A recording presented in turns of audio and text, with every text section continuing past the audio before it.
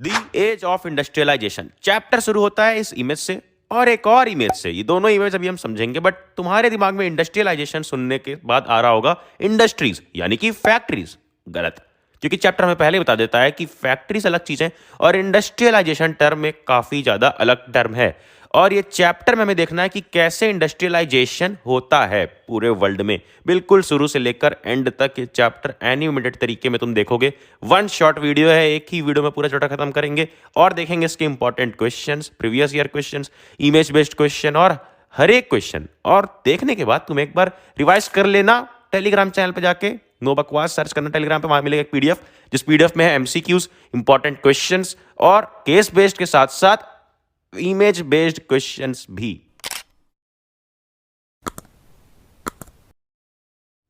ये दोनों इमेज को हम अभी बाद में डिस्कस करेंगे, जब थोड़ा सा तुम बैकग्राउंड जान दो चैप्टर का, तभी इन दोनों इमेज को तुम काफी अच्छे से समझ पाओगे। इसलिए पहले देख लेते हैं topic 1, before the industrial revolution. अब बिफोर द इंडस्ट्रियल रिवॉल्यूशन, सबसे पहले इंडस्ट्रियल या इंडस्ट्रियलाइजेशन ये सब है क्या, ये सुन लो। इंडस्ट्रियलाइजेशन का मतलब तुम समझते हो अगर इंडस्ट्रीज, और इंडस्ट्रीज का मतलब फैक्ट्रीज, तो थोड़ा सा रुक जाओ, क्योंकि जब मैं तुमसे बोलता हूं स्पोर्ट्स तो तुम्हारे दिमाग में कई गेम्स आते हैं, क्रिकेट, हॉकी, बैडमिंटन। तुम्हारे दिमाग में सिर्फ क्रिकेट नहीं आता है, तो इंडस्ट्रियलाइजेशन है स्पोर्ट्स, ऐसा समझो। और क्रिकेट है उसका एक बहुत ही ज्यादा छोटी चीज, उसके अंदर की चीज, इंक्लूसिव चीज, जो कि यहां पर क्या है, फैक्ट्रीज। तो इंडस्ट्रियलाइजेशन का असली मतलब होता है कि किसी भी कंट्री या किसी भी एरिया की जो इकोनॉमी है, यानी कि जो पैसों का लेन देन हो रहा है, उसका मेन जरिया पहले कुछ और हो, पहले एग्रीकल्चर हो या कुछ प्रिमिटिव चीज हो, पुरानी चीज हो, और फिर वो क्या बन जाए, वो अर्निंग का सोर्स क्या बन जाए, आखिरी में वो बन जाए मैन्युफैक्चरिंग, यानी कि कुछ गुड्स का प्रोडक्शन करना बन जाए। एंड उस गुड्स के प्रोडक्शन के लिए क्या बनती है, फैक्ट्रीज। तो तुम सोचते हो इंडस्ट्रियलाइजेशन का मतलब फैक्ट्रीज, बट थोड़ा सा दिमाग लगाओ। फैक्ट्रीज जब आई थी, फैक्ट्रीज का भी कभी ना कभी इन्वेंशन हुआ होगा, या बोलो आई होंगी, कभी स्टैब्लिश्ड हुई होंगी पूरे कंट्री में, पूरे वर्ल्ड में। उसके पहले भी तो लोग जिंदा थे, उसके पहले भी तो लोग गुड्स का या सामान का इस्तेमाल करते ही थे। तो वो उस टाइम के पीरियड को हम डिस्कस करेंगे, जिसको बोला गया है बिफोर द इंडस्ट्रियल रिवॉल्यूशन, कि जब इंडस्ट्रीज वगैरह, फैक्ट्रीज वगैरह कुछ भी नहीं आई थी, उसके पहले दुनिया कैसी थी। और इस पीरियड को कहा गया था प्रोटो इंडस्ट्रियलाइजेशन। बड़ा सिंपल है यार, प्रोटो का मतलब बिफोर था, प्रोटो इंडस्ट्रियलाइजेशन। बड़ा सिंपल है यार, प्रोटो का मतलब बिफोर यानी कि पहले, और इंडस्ट्रियलाइजेशन का मतलब जो मैंने अभी तुम्हें बताया, इंडस्ट्रियलाइजेशन हो जाना। अरे सिंपल वर्ड्स में मॉडर्नाइजेशन हो जाना, डेवलपमेंट हो जाना, अर्निंग सोर्सेस का, लोगों की अर्निंग सोर्सेस का डेवलपमेंट हो जाना, क्या कहलाएगा, इंडस्ट्रियलाइजेशन। एंड प्रोटो इंडस्ट्रियलाइजेशन यानी कि प्रोटो मतलब बिफोर, इंडस्ट्रियलाइजेशन मैंने मतलब समझा दिया। तो यानी कि ऐसा टाइम जो इंडस्ट्रियलाइजेशन के पहले का टाइम था, वो टाइम। अब प्रोटो इंडस्ट्रियलाइजेशन की अगर डेफिनेशन लिखने को आती है तो तुम लिखोगे the time when industrial production took place without the use of factories. यानी कि फैक्ट्रीज उस टाइम पे नहीं थी, फिर भी प्रोडक्शन हो रहा था, और उस पीरियड को बोला गया था प्रोटो इंडस्ट्रियलाइजेशन। तो कैसे हो रहा था उस टाइम पर प्रोडक्शन, यही हमें देखना है। देखो यार, बात है 17th और 18th सेंचुरी की। इस टाइम पर जितने भी मर्चेंट्स थे, यानी कि बिजनेसमैन थे, वो टाउन से जा रहे थे कंट्री साइड।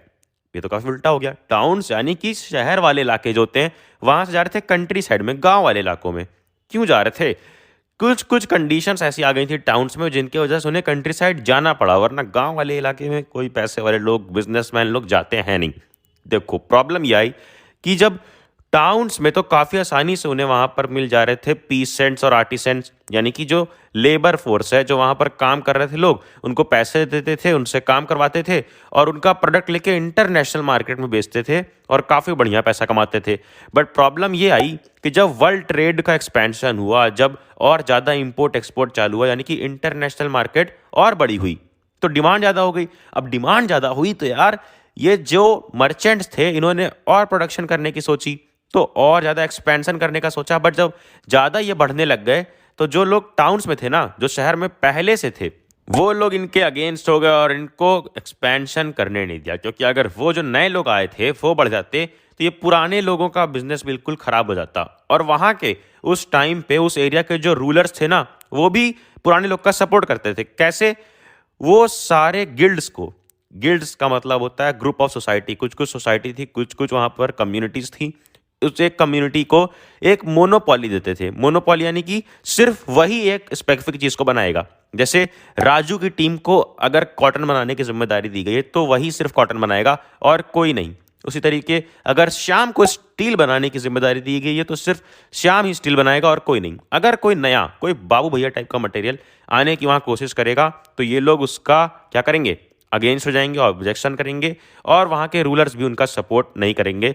तो इसलिए टाउन्स में यानी कि शहर में जो नए नए मर्चेंट्स आए थे, बिजनेसमैन आए थे, वो बिल्कुल भी चल नहीं पा रहे थे पुराने लोग की वजह से। तो उन्होंने वापस किया फैसला कहाँ जाने का, कंट्री साइड में जाने का। अब कंट्री साइड में गए तो वहां पर देखा कि वहां पर जो लोग थे वो तो तुरंत रेडी हो गए इनके लिए काम करने के लिए। सबके सब रेडी हो गए कि हाँ आओ मुझे काम दो, मुझे काम दो, मुझे आता है। क्यों? क्योंकि वहां पर जो फैमिलीज थी, जो हाउस होल्ड्स थे, वो सबके सब के पास ज़्यादा काम ही नहीं था। कोई कल्टीवेशन कर रहा था तो कोई कॉमन लैंड पे वर्क कर रहा था, यानी कोई खेती कर रहा है तो कोई कॉमन लैंड पे, एक ही लैंड पे कई लोग काम कर रहे हैं जितने लोग की ज़रूरत भी नहीं है। तो यानी कि उन्हें एक एक्स्ट्रा इनकम का सोर्स चाहिए था फैमिली के सर्वाइवल के लिए। अब इन्होंने काम नया ऑफर किया तो सबके सब उन्हें काम एक्सेप्ट कर लिया। यानी कि प्रोटो इंडस्ट्रियलाइजेशन का ये जो पीरियड था, यहाँ पर जो काम आया, इसने किसकी हेल्प की? इसने हेल्प की कंट्री साइड की जो लोग थे, कंट्री साइड की जो फैमिलीज थी, उनके सर्वाइवल में, उनकी एक एक्स्ट्रा इनकम के तरीके बने जिससे वो सब मिलकर सर्वाइव कर पाएं। अब यहाँ पर ये जो तुम्हें पूरा सिस्टम दिख रहा है, इसको थोड़ा सा ऊपर से देखो, थोड़ा सा ध्यान से देखो कि कैसे ये सिस्टम चल रहा है प्रोटो इंडस्ट्रियलाइजेशन का। इंडस्ट्रियलाइजेशन होने के पहले कैसे चल रहा है? जो मर्चेंट्स हैं वो तो टाउन्स के हैं, वो तो शहर के हैं, बट उनका सारा का सारा काम कहाँ हो रहा है? कंट्री साइड में। जैसे कि एक मर्चेंट है, अगर वो क्लोथ्स का मर्चेंट है, वो कपड़े का व्यापारी है, बिजनेसमैन है, तो वो क्या करता है कि वो ऊल खरीदता है, ऊल यानी कि ऊन, वो ऊल खरीदता है ऊल स्टेपलर से। स्टेपलर यानी कि वो पर्सन जो सारे के सारे फाइबर्स को अलग अलग सेग्रीगेट करता है, फिर वो देता है किसको? वो स्पिनर्स को देता है। स्पिनर्स यानी कि जो स्पिनिंग करते हैं। फिर वो फुलर्स को देता है, फुलर्स जो कपड़ों को फुल करते हैं यानी कि उसकी गैदरिंग करते हैं। फिर उसके बाद फाइनली वो जाता है डायर्स के पास जो कपड़ों में कलर करते हैं। तो ये पूरा का पूरा प्रोसेस है और ये पूरा का पूरा प्रोसेस कहाँ पर हो रहा था? ये पूरा प्रोसेस हो रहा है कहाँ? कंट्री साइड में, गांव के साइड में। करवा कौन रहा है? मर्चेंट, जो कहाँ का है? टाउन का है। कहाँ का? टाउन का। फिर फाइनली फिनिशिंग होती थी लंदन में। कहाँ पर? लंदन में। और उसके बाद एक्सपोर्ट कर देता था वो मर्चेंट और पैसे कमा लेता था। तो कुछ पैसे उन्होंने काम करने वालों को दिए, कुछ पैसों पे, ज़्यादा पैसों पे बेच दिया ताकि उस मर्चेंट का फायदा हो। अब लंदन में जो फिनिशिंग हो रही है, इस वजह से लंदन को क्या बोला जाने लग गया था? Finishing centre. अगर वन वर्ड एमसीक्यू आता है कि what came to be known as the finishing centre in Europe in proto industrialisation period, तो आंसर होगा इंडिया, चाइना, जापान नहीं, लंदन। फिर प्रोटो इंडस्ट्रियलाइजेशन में यार जब फैक्ट्रीज आएंगी तो क्या होता है, यही हमें देखना है। देखो फैक्ट्रीज आती है 1730s में इंग्लैंड में, और सबसे पहली फैक्ट्री आती है कॉटन के लिए। और कॉटन, अब यहाँ पर फैक्ट्रीज सेटअप हो रही थी कॉटन बनाने के लिए। और फैक्ट्रीज में ये नहीं कि कॉटन उगने लग जाता है, फैक्ट्रीज में तो मैन्युफैक्चर होता है। तो जो रॉ कॉटन है, कॉटन का रॉ मटेरियल, जो रॉ कॉटन है कच्चा, वो कहाँ से आएगा? वो तो एग्रीकल्चर से ही आता है। तो वो ज़्यादा से ज़्यादा मात्रा में लाने के लिए ब्रिटेन ने इम्पोर्ट चालू किया। इम्पोर्ट का मतलब किसी और कंट्री से कुछ लेना, और एक्सपोर्ट का मतलब कुछ देना। तो इम्पोर्ट चालू किया, और जो इम्पोर्ट यार 25 ईयर्स के ही पीरियड में वो इम्पोर्ट बढ़कर हो गया था 8 से 9 टाइम्स ज़्यादा, 8 to 9 टाइम्स ज़्यादा। क्योंकि 2.5 मिलियन पाउंड्स इम्पोर्ट होता था 1760 में, फिर 1787 में 22 मिलियन पाउंड्स इम्पोर्ट होने लग गया था रॉ कॉटन। अब ये सिर्फ इसलिए इम्पोर्ट नहीं हो रहा था क्योंकि डिमांड ज़्यादा थी, ये इसलिए भी इम्पोर्ट हो रहा था क्योंकि डिमांड के साथ साथ प्रोडक्शन भी जल्दी जल्दी हो रहा था। क्योंकि जब प्रोडक्शन हो पा रहा है तभी तो रॉ मटेरियल की ज़रूरत है। जब तुम मैगी बनाकर खा लोगे तभी तो तुम और मैगी खरीदने जाओगे। जब तुम्हारे पास मान लो 4 लोग बैठे हुए हैं मैगी खाने वाला, बट किसी को मैगी नहीं बनाने आती है, तो तुम और मैगी क्यों खरीद के लाओगे? तो इसका मतलब कि काम हो रहा था इंडस्ट्रीज में, फैक्ट्रीज में काम हो रहा था, प्रोडक्शन में कुछ चेंज आया था। तो ये क्या चेंज आया था प्रोडक्शन के प्रोसेस में, यही हमें देखना है 3 पॉइंट में। जिसे याद करने की है ये निमोनिक, ये ट्रिक। रोआ, रोआ क्या होता है? अरे रैशेस, जो कपड़ों से जब पुराने हो जाते हैं तो रैशेस निकल जाते हैं ना, रोआ, उससे याद कर लो। ROA। पहला R, रिचर्ड आर्कराइट क्रिएटेड दी कॉटन मिल। रिचर्ड आर्कराइट ने कॉटन मिल का इन्वेंशन किया। मिल यानी कि एक फैक्ट्री, उसका इन्वेंशन कर दिया था, जिसके बाद अब सारी की सारी मशीन्स को एक जगह पर फैक्ट्री यानी कि एक बड़ा सा समझ लो एक रूम हो गया जिसमें सारी की सारी मशीन्स रखी गई थी। तो उन्होंने एक मिल का इन्वेंशन कर दिया कि सारी मशीनें वगैरह यहीं पे रखो, यहाँ पर प्रोडक्शन होगा, जिससे ऑफकोर्स प्रोडक्शन तेजी से बढ़ेगा। तो आर से हो गया रिचर्ड ऑकराइट का कंट्रीब्यूशन जो था कॉटन मिल। दूसरा ROA, हमने 3 पॉइंट देखा है, तो ओ से रहेगा one roof and management. One roof and management. अब जब एक ही रूफ के नीचे, एक ही छत के नीचे, एक ही रूम में सारी मशीनें रखी जाएगी, एक मिल बनाया जाएगा, तो उससे काफ़ी फायदा होगा, क्योंकि उससे सब लोग देख सकते हैं कि कैसा प्रोडक्शन चल रहा है, कैसी क्वालिटी बन रही है। लेबर को रेगुलेट कर सकते हैं कि भाई तुम बैठ नहीं सकते, पूरे के पूरे हॉल में सब लोग वर्क कर रहे होने चाहिए। ये सब कुछ को तुम एग्जामाइन कर सकते हो अच्छे से। तो RO and last point is a क्या है? A series of invention.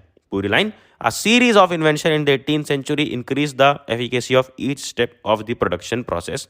फिर चाहे वो कार्डिंग हो, ट्विस्टिंग हो, स्पिनिंग हो या फिर रोलिंग हो। तो ये 3 पॉइंट्स थे। अब आगे देखना हमें ये है कि जब मिल्स आ गए तो सारा का सारा अटेंशन मिल्स पे जाने लग गया था। जो लोग अपने कंट्री साइड में प्रोडक्शन कर रहे थे उनसे सब लोगों ने ध्यान ही हटा लिया, क्योंकि यहाँ पर काफ़ी अच्छे से प्रोडक्शन हो रहा था, काफ़ी ज़्यादा फास्ट स्पीड से प्रोडक्शन हो रहा था। और प्रोडक्शन यानी कि इंडस्ट्रियलाइजेशन काफ़ी ज़्यादा फास्ट स्पीड से हो रहा था। बट वेट यार, मैंने तुम्हें शुरू में बताया था कि इंडस्ट्रियलाइजेशन का मतलब सिर्फ ये नहीं है कि फैक्ट्री सेटअप होना। अब यहाँ पर तो यही हो रहा है, इवेंचुअली फैक्ट्रीज, मिल्स, ये सब सेटअप हो रहा है। क्या इंडस्ट्रियलाइजेशन का मतलब सिर्फ फैक्ट्रीज ही था?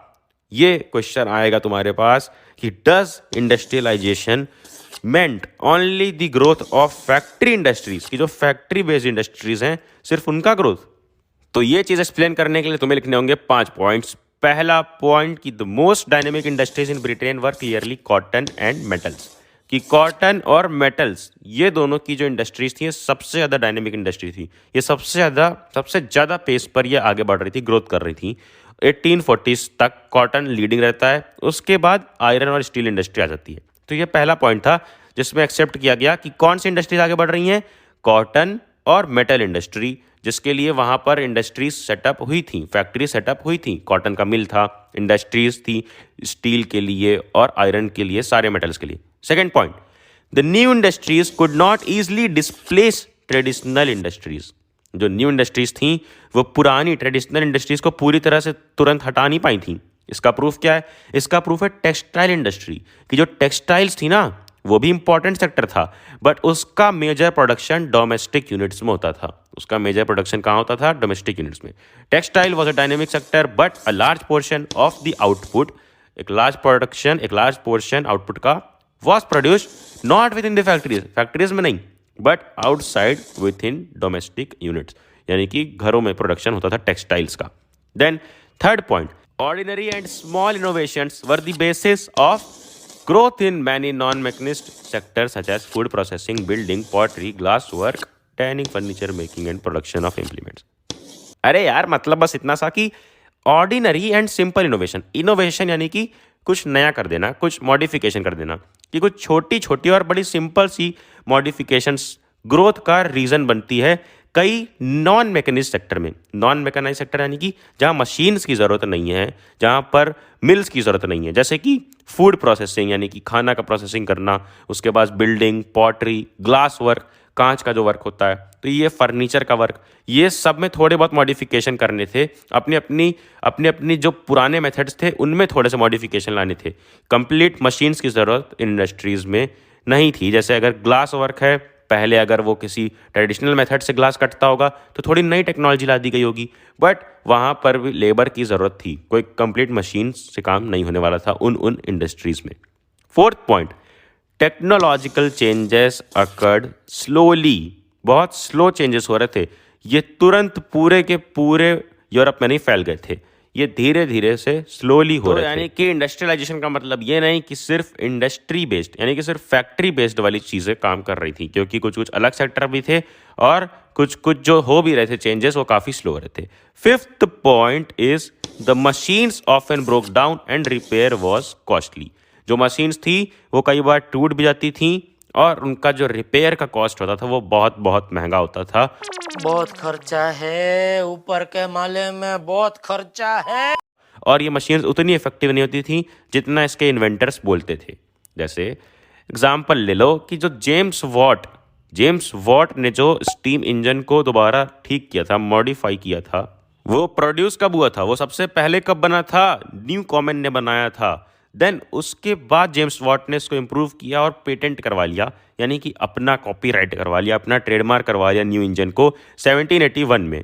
फिर अपने इंडस्ट्रियलिस्ट फ्रेंड मैथ्यू बोल्टन के साथ मिल के मैन्युफैक्चर करके इसको लॉन्च किया, बट कई सालों तक इसको किसी ने भी नहीं खरीदा था, किसी ने भी नहीं। तो ये एक प्रूफ है कि जो टेक्नोलॉजिकल चेंजेस हो भी रहे थे वो काफ़ी स्लो हो रहे थे। तो ये 5 पॉइंट्स हमने देख लिए। पहला पॉइंट ये कि डायनेमिक इंडस्ट्रीज थी, हाँ, कॉटन और मेटल्स।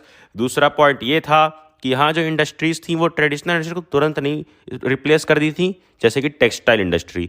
थर्ड पॉइंट कि कुछ कुछ जगह पर ट्रेडिशनल इंडस्ट्री चाहिए थी, जैसे कि वहाँ पर थोड़ी बहुत मॉडिफिकेशन करके ग्लास वर्क, पॉटरी, ये सब में ट्रेडिशनल वर्क ही चाहिए। फोर्थ पॉइंट कि जो चेंजेस थे वो स्लो थे। फिफ्थ पॉइंट, अगर मशीन टूट जाती थी तो उसमें काफ़ी ज़्यादा पैसा लगता था।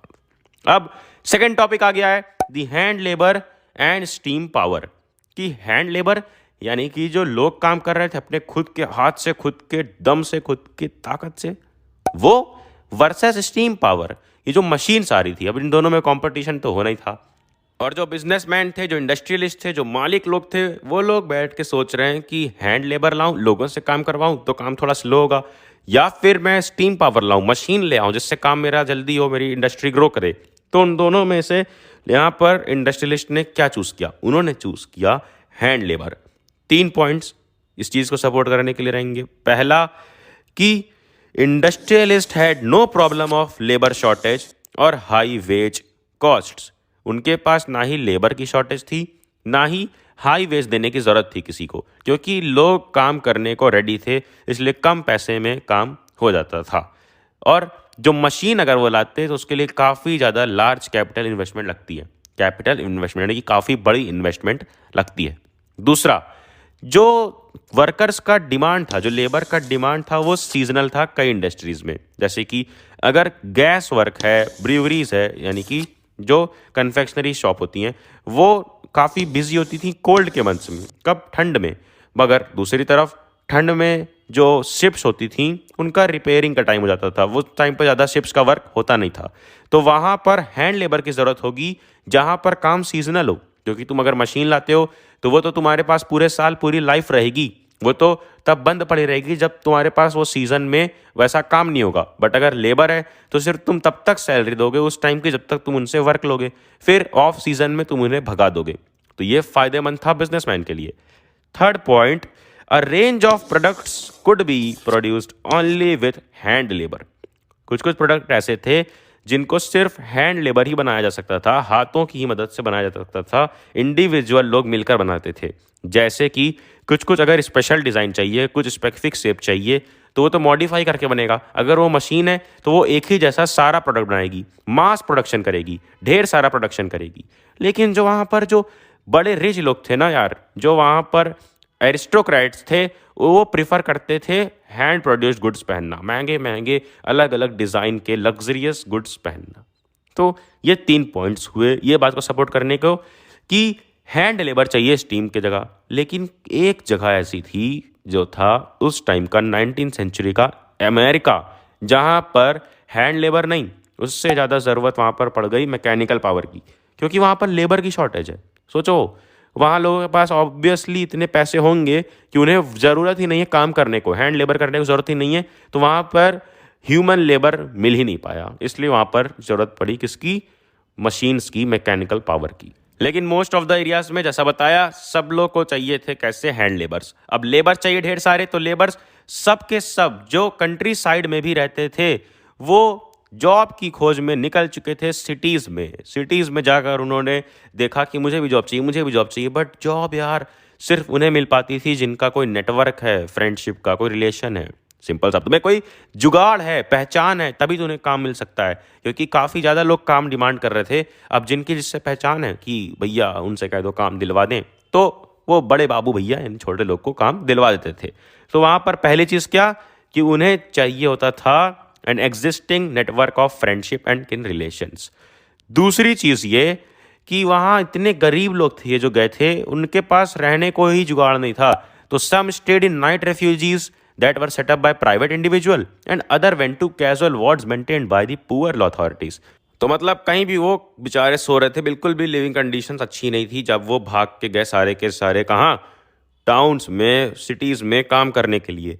देन सीजनल वर्क था। अब देखो सीजनल वर्क था, थर्ड पॉइंट ये कि जब वर्क सीजनल है तो इंडस्ट्री में उसी पीरियड तक के लिए लेबर वर्क चाहिए। उसके बाद वो क्या करेंगे, उसके बाद कई रिटर्न कर जाते थे अपने कंट्री साइड में, गाँव में, लेकिन कई वहाँ पर छोटे छोटे ऑड वर्क्स यानी कि थोड़े मोड़े छोटे मोटे काम करते थे। फिर अगला पॉइंट कि एवरेज जो फिगर होता है सैलरी का, वो तो उन्हें दिख रहा था कि हाँ सैलरी बढ़ रही थी, बट एग्जैक्टली सैलरी बढ़ भी नहीं रही थी उनकी। देखो सैलरी बढ़ रही डिमांड के साथ, बट उसके साथ साथ जब इंडस्ट्रियलाइजेशन हो रहा है तो क्या बढ़ रहा है, उसके साथ साथ बढ़ रहा है हर चीज़ की प्राइस। तो जब अगर प्राइस बढ़ रही है तो उनकी सैलरी बढ़ने का यार कोई मतलब नहीं है। अगर तुम्हारी सैलरी बढ़ गई है बट मैगी जो पहले मिलती थी 10 रुपए की वो अब 14 रुपए की मिल रही है, तो तुम्हें क्या फ़ायदा, कुछ भी नहीं। उसी तरीके से ये सिंपल तरीका था तुम्हें समझाने का। देन अगला पॉइंट ये है कि अब जब उन्होंने देखा एक ऐसा पीरियड जो 1830s के टाइम पे आता है, जो हमने देखा था ग्लोबलाइजेशन वाले चैप्टर में भी कि 1830s में आता है क्या, बहुत बुरा ग्रेट डिप्रेशन आता है, तो कई लोगों की नौकरी चली जाती है। Unemployment went up to anything between 35 and 75% in different regions. तो अब ये सारे पॉइंट्स हमने देखा कि सीजनल वर्क है, अनएम्प्लॉयमेंट है, तो जो फैक्ट्रीज या मशीन्स आई हैं, जो लोग भाग भाग के जा रहे हैं काम करने, उन्हें काम तो मिल रहा है, सैलरी भी बढ़ रही है, तो खास बढ़ भी नहीं रही क्योंकि महंगाई बढ़ रही है, और तो और काम सीजनल है, और अनएम्प्लॉयमेंट के काफ़ी ज़्यादा चांसेस है जो ग्रेट डिप्रेशन में उन्होंने देख भी लिया था। तो इसके बाद काफ़ी ज़्यादा लोगों के मन में डर बैठ गया था। फिर होता है एक नया चीज़ का इन्वेंशन। जेम्स हारग्रीव्स करते हैं इन्वेंशन स्पिनिंग जेनी का। ये एक नई मशीन थी, ये देखो यहाँ सामने दिख रही है। अब इसमें फ़ायदा ये है कि स्पिनिंग के प्रोसेस को काफ़ी आसान बना दे रही है। जो एक व्हील दिख रहा है, इस व्हील को घुमा दो तो उसके साथ ये 2-3 अटैच जितने भी स्पिंडल्स हैं ये सब घूमने लग जाते थे, तो सबके सब काम कर रहे थे। लेबर वर्क को कम कर दिया, एक ही लेबर घुमा सकता है, आसानी से काम हो सकता है, और प्रोसेस को काफ़ी फास्ट कर दिया। इसका इन्वेंशन किसने किया था, ये सब कुछ तुम डाल दोगे डेफिनेशन में। अगर डेफिनेशन आती है व्हाट स्पिनिंग जेनी तो लिख देना it was machine devised by James Hargreaves in 1764। This machine speeded up the spinning process and reduced labour demand. बस इतना सा लिख दो, काम चल जाएगा।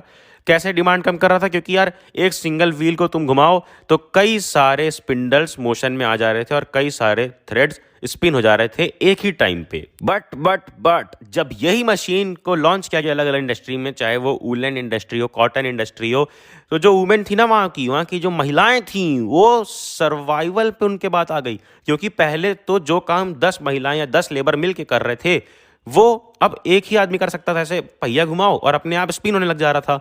तो इसके लिए उन्होंने कि उनकी जॉब ना छीने, ये जो मशीन्स थी इन पर अटैक करना चालू कर दिया। अब ये नहीं कि वो अटैक करके मशीन तोड़ देंगी, उनका ये तरीका था अपना विरोध, अपना ऑब्जेक्शन दिखाने का कि ये इन स्पिनिंग जेनी जैसी मशीनों का इस्तेमाल ना किया जाए। ये जेनी तो काफ़ी हानिकारक है हमारी खुद की जॉब के लिए, और इस पर काफ़ी देर तक, काफ़ी लंबे टाइम तक कॉन्फ्लिक्ट चलता रहा। फिर उसके बाद 1840s के बाद कई नई सारी जॉब्स खुली। जब स्टार्ट हुआ रोड्स का बनना, रोड्स का वाइडन होना, रेलवे स्टेशन बनना, रेलवे लाइन्स डलना, टनल बनना, रिवर्स एम्बैंकमेंट होना, तो ये सब काम जब हुए तो नई नई जॉब लगने लग गई। पहले सिर्फ वही कॉटन, वीविंग, वूलन ये सब इंडस्ट्रीज थी, तो वहाँ पर स्पिनिंग जेनी आ गई तो लोगों ने अपना विरोध दिखाया। बट जब जैसे ही नया नया काम मिलने लग गया तो वो लोग उधर डिस्ट्रैक्ट हो गए और विरोध रुक गया, क्योंकि अब लेबर को चाहिए था काम, जो काम उसे मिल चुका था, जिससे वो खुश होगा, उसकी वाइफ खुश होगी और उसके बच्चे भी खुश होंगे, क्योंकि घर में आएगा पैसा। पैसा ही पैसा होगा। अब बढ़ते हैं टॉपिक थर्ड पर, इंडस्ट्रियलाइजेशन इन दी कॉलोनीज। कॉलोनीज का मतलब मैंने तुम्हें बता दिया है कि कॉलोनी वो लैंड होता है, वो लैंड स्पेस, वो ज्योग्राफी होती है जहां पर किसी और कंट्री, किसी और नेशन का कब्जा हो। जैसे कि उस टाइम पर इंडिया पर किसका कब्जा था, ब्रिटेन का, ब्रिटिश लोगों का। तो इंडिया उस टाइम पर ब्रिटेन की कॉलोनी थी। अब यहां बात होगी कि इंडिया में कैसे इंडस्ट्रियलाइजेशन हो रहा था। The age of Indian textiles, ये टॉपिक का नाम दिया हुआ है। तो एज ऑफ इंडियन टेक्सटाइल्स का मतलब कि इंडियन टेक्सटाइल्स उस टाइम पर कैसे ऑपरेट कर रहा था। इंडियन टेक्सटाइल्स का मतलब, अरे टेक्सटाइल्स का मतलब वो जहां पर क्लॉथिंग इंडस्ट्री की बात हो, कपड़े वपड़े की बात हो। तो जब मशीन वगैरह नहीं आई थी ना, फिर भी इंडिया इंटरनेशनल मार्केट को डोमिनेट करता था, इंटरनेशनल मार्केट में उसका बोलबाला था। कैसे? क्योंकि जो कोर्सर कॉटन था वो तो मिल जाता था कई जगह पर, बट फाइनर कॉटन सिर्फ इंडिया मिलता था। Courser cottons were produced in many countries but the फाइनर varieties often came from India. जो प्रॉपर फाइन और सॉफ्ट और अच्छी क्वालिटी का कॉटन होता था ना, वो कहां से आता था? सिर्फ और सिर्फ इंडिया से ही आता था मोस्ट ऑफ द टाइम। दूसरा, Surat on the Gujarat coast connected India to the Gulf and Red Sea ports, यानी कि जो गुजरात कोस्ट पे, जो यहाँ होता है ना बॉर्डर पे गुजरात, वहां का जो सूरत पे जो कोस्ट था, जो वहां का पोर्ट था, सी पोर्ट, यानी कि जो सी का पोर्ट होता है, जैसे एयरपोर्ट होता है वैसे सी पोर्ट होता है जहां से शिप्स निकलती हैं, तो वो इंडिया को कनेक्ट करता था गल्फ रीजन से और रेड सी पोर्ट से। और मसूलीपट्टनम जो कि कोरोमंडल कोस्ट पे था और हुगली जो बंगाल में था, इसके ट्रेड लिंक कहाँ कहाँ पर थे? साउथ ईस्ट एशियन पोर्ट से थे। क्या था point? Masulipatnam on the Coromandel coast and Hooghly in Bengal had trade links with south east Asian ports. तो ये क्या हो गया? एक तो अच्छी क्वालिटी का हमारे यहाँ कॉटन भी है और दूसरा हम ट्रेड भी कर पा रहे हैं क्योंकि हमारे पास सी पोर्ट्स है। कुछ लेफ्ट साइड पे कनेक्ट कर रहा है वेस्टर्न को और कुछ ईस्टर्न यानी कि साउथ ईस्ट एशिया को भी कनेक्ट कर रहा था। और तीसरा पॉइंट है, a variety of Indian merchants and bankers were involved in the network of export trade. ये जो पूरा का पूरा ट्रेड का मैकेनिज्म था, पूरा का पूरा नेटवर्क था, इसमें कई सारे इंडियन मर्चेंट्स, बैंकर्स सब अलाउड थे, सबके सब इन्वॉल्व थे, सब मिलके काम कर रहे थे। बैंकर्स पैसा वैसा दे देते थे, वहीं इंडियन मर्चेंट्स कौन थे? जिनको हम बोल रहे हैं सप्लाई मर्चेंट्स। याद रखना, इंपॉर्टेंट टर्म है सप्लाई मर्चेंट्स। ये क्या सप्लाई करते थे? ये जहां पर भी कॉटन प्रोड्यूस होता था वहां से ले जाकर पोर्ट टाउन तक पहुंचाते थे। जैसे गुजरात में पोर्ट टाउन क्या था? जहां पर पोर्ट होता था उसका टाउन कौन सा था? सूरत। तो जहां पर भी गांव में कॉटन प्रोड्यूस हुआ वहां से उन्होंने किसानों से खरीद लिया, जो भी प्रोड्यूस कर रहे हैं उनसे खरीद लिया। किसने? सप्लाई मर्चेंट ने। और लेकर चले गए पोर्ट टाउन पे, फिर वहां वो डील करते थे एक्सपोर्ट मर्चेंट से। एक्सपोर्ट मर्चेंट क्या है? जैसे सप्लाई मर्चेंट है जो सप्लाई कर रहा है, वैसे एक्सपोर्ट मर्चेंट है जो अब पोर्ट टाउन से, यानी कि वहां पर जो शिप्स जहां पर लगी होती हैं वहां से एक्सपोर्ट करता था वहां से। तो ये सप्लाई मर्चेंट लेकर आए खरीद के टाउन से, गांव से, जहां जहां पर प्रोड्यूस हो रहा है, लेकर आ गए पोर्ट टाउन पे और इन्होंने नेगोशिएट करके, बार्गेनिंग करके बेच दिया एक्सपोर्ट मर्चेंट को। और फिर वो एक्सपोर्ट मर्चेंट अपना प्रॉफिट जोड़ के आगे एक्सपोर्ट कर देता है दूसरी कंट्रीज में जहां जहां पर भी कॉटन जाना होता था। तो इस तरह से चल रहा था पूरा का पूरा इंडियन टेक्सटाइल का बिजनेस। बट ये जो नेटवर्क है ये 1750s तक ही चल पाया, उसके बाद इंडियन मर्चेंट का कंट्रोल हटने लग गया। क्यों? क्योंकि यार ये कॉलोनी है और कॉलोनी पे कैसे कोई कॉलोनी वालों का ही कंट्रोल चलने देगा? वहां पर जब ब्रिटिश लोगों का कब्जा, यूरोपियन लोग हैं वहां पर, तो वो चाहेंगे ना कि हमारा कब्जा रहे। तो यूरोपियन कंपनीज ने कैसे अपना पूरा का पूरा कब्जा लाया इस पूरे इंडस्ट्रियलाइजेशन के बिजनेस पे, पूरे टेक्सटाइल के बिजनेस पे, ये देखना है। सबसे पहले this secured a variety of concessions from the local court, कि उन्होंने अपने बिजनेस पे कई सारे कंसेशन ले लिए, यानी कि कई सारे टैक्स रिलीफ ले लिए कि हमें टैक्स कम भरना पड़ जाए। कि नहीं? यूरोपियन कंपनीज ने, जिनका कब्जा था उस टाइम। और दूसरा पॉइंट कि they established monopoly rights in trade. अब ये क्या होता है? कोई भी कॉलोनी हो वहां पर जो भी कब्जा करता है वहां मोनोपोली राइट्स लाता है। मोनोपोली राइट्स की उस एक चीज में सिर्फ हम ही ट्रेड करेंगे। मोनो यानी कि सिंगल, पॉली यानी कि पॉलिसी हमारी रहेगी सिर्फ और सिर्फ, सिंगल पॉलिसी, सिर्फ हम ट्रेड करेंगे और कोई भी ट्रेड नहीं करेगा उस चीज में। जैसे कि उस टाइम पर उन्होंने बोला कि अब सिर्फ हमारा मोनोपोली राइट होगा कि सिर्फ हम ही, जो हम कंपनीज हैं, ईस्ट इंडिया कंपनी बोलो या फिर यूरोपियन कंपनीज हैं, सिर्फ वही क्या करेंगी? एक्सपोर्ट कॉटन या फिर टेक्सटाइल्स का एक्सपोर्ट करेंगी, इंडियंस नहीं कर सकते। तो जब कोर्ट ने, लॉ से उन्होंने मना करवा दिया, तो फिर कहां से बेचारे इंडियन करते? और इसका रिजल्ट क्या होता है? This resulted in decline of old ports of Surat and Hooghly through which local merchants had operated. तो अब जब ट्रेड हो ही नहीं पा रहा था, तो जितनी अच्छी खासी पहचान थी पुराने पोर्ट्स की, जैसे कि सूरत पे जो पोर्ट था, हुगली पे था बंगाल वाला, तो ये सब में क्या हो गया? ये सब बिल्कुल समझ लो खत्म हो गया। वहां लोकल मर्चेंट को ऑपरेट करना बिल्कुल बंद हो गया। और जैसे जैसे सूरत और हुगली खत्म होता जा रहा था, दो पोर्ट्स बनते जा रहे थे। कौन से? बॉम्बे एंड कलकत्ता, यानी कि मुंबई और कोलकाता, जो आज के दिन में बोला जाता है, जो दोनों मेरी फेवरेट जगह हैं। अब ट्रेड यहां से कैसे होने लगा? सुनो, यहां से जो ट्रेड था, जो न्यू पोर्ट्स थे, ये पूरा का पूरा कंट्रोल किसके द्वारा किए जाते थे? यूरोपियन कंपनीज के द्वारा। क्योंकि सिर्फ यूरोपियन शिप्स को ही अलाउड था कि यहां से वहां सामान ले जाए, सिर्फ उन्हें ही अलाउड था ट्रेड करना, उन्हें अलाउड था ऑपरेट करना पूरा का पूरा नेटवर्क। अब ये जब हो रहा था कि यूरोपियन लोग कब्जा करते जा रहे थे, तो इसमें वीवर्स के साथ क्या हुआ? वीवर्स कौन? जो लोग कॉटन की सिलाई विलाई करते थे, कॉटन पे पूरा काम करते थे, उसका कॉटन से क्लोथ तक बनाते थे, मैन्युफैक्चरिंग करते थे, उन पर क्या क्या होता है, उन पर क्या क्या असर पड़ता है उनकी लाइफ पर, हमें ये देखना है, जो काफ़ी इंपॉर्टेंट चीज़ है। अभी तक तो हमने ये देखा ना कि सिर्फ और सिर्फ उन्होंने कब्जा किया था किस पर, बिजनेस पे, यानी कि ट्रेड पे, कि कैसे एक्सपोर्ट करना है, इंपोर्ट करना है, सिर्फ हम एक्सपोर्ट इंपोर्ट करेंगे। तो ये वीवर्स कहाँ से आ गए? वीवर्स पे तो उन्होंने कुछ नहीं बोला है कि सिर्फ हमारे लोग यहाँ पर अब मैन्युफैक्चरिंग करेंगे या बुनाई करेंगे, सिलाई करेंगे, उनको तो कोई नहीं बोला है। बट शुरू में सिर्फ ऐसा होता है। शुरू में क्या होता है कि शुरू में टेक्सटाइल एक्सपोर्ट चलता रहता है इंडिया से, क्योंकि इंडियन टेक्सटाइल सबको पसंद है, तो इंडिया से एक्सपोर्ट हो रहा है, अलग अलग कंट्रीज में जा रहा है। तो यूरोपियन कंपनीज जो आई, वो लोग भी यहाँ के लोगों से प्रोड्यूस करवा ही रही थी और उठा उठा के फटाफट एक्सपोर्ट कर रही थी। अब एक्सपोर्ट जो हो रहा है, इसमें रेगुलर सप्लाई नहीं बन पा रही थी, क्योंकि जो उस टाइम की यूरोपियन कंपनीज थी, ब्रिटिश कंपनीज थी, जिसका नाम था ईस्ट इंडिया कंपनी, उसको कंपटीशन मिलता था कई और कंपनीज से। कई और कंपनीज यहाँ से एक्सपोर्ट लेती थी। कौन कौन सी? French company, Dutch company, Portuguese company. तो ये सब लोग भी लोकल ट्रेडर से अपना वुलन क्लॉथ लेते थे, जाते थे, पैसा देते थे और लोकल ट्रेडर से अपना सामान यानी कि क्लॉथ ले लेते थे।